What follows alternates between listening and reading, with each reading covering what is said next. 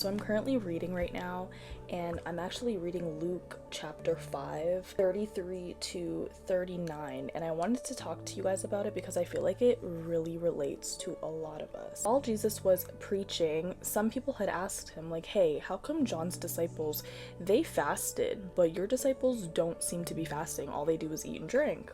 So Jesus replied to them and said, do wedding guests fast while celebrating with the groom? Of course not, but someday the groom will be taken away from them, and then they will fast. So then he goes on to give them an illustration.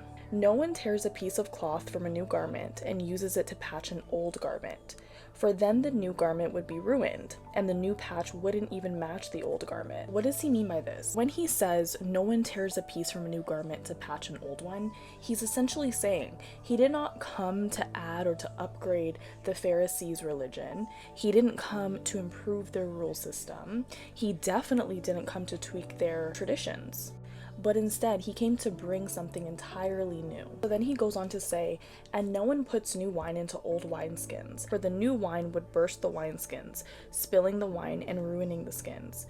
New wine must be stored in new wineskins. But no one who drinks the old wine seems to want the new wine. The old is just fine, they say. You cannot hold the new life that Jesus wants to give you, the new mindset that he's trying to give you, the new way of life that he's trying to give you if you're still stuck in the old.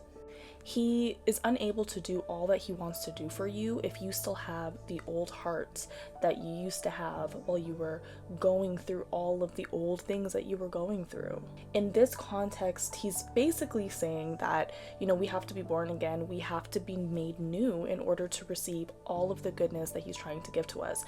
But I feel like this passage, we can really apply it to our lives in so many different ways. And he did not come so that he can fit into our old way of doing things and just add to it. He came to create something entirely new.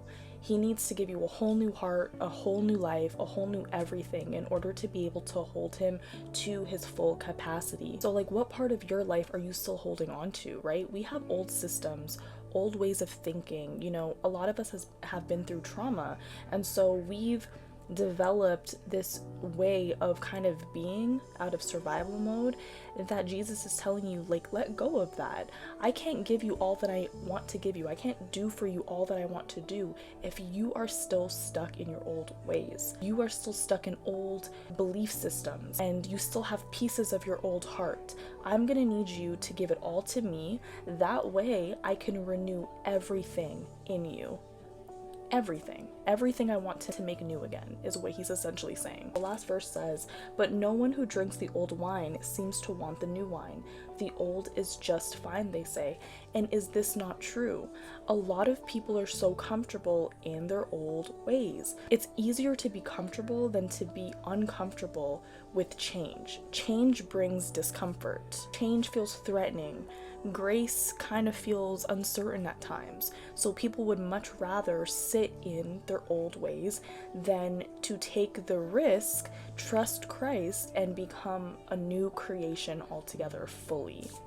So I just wanted to put this message out there because it's time to shed those old identities, those old ways of thinking, old belief systems, old versions of yourself, and let Christ really create that new wineskin that he's been trying to create in you. Bye, guys.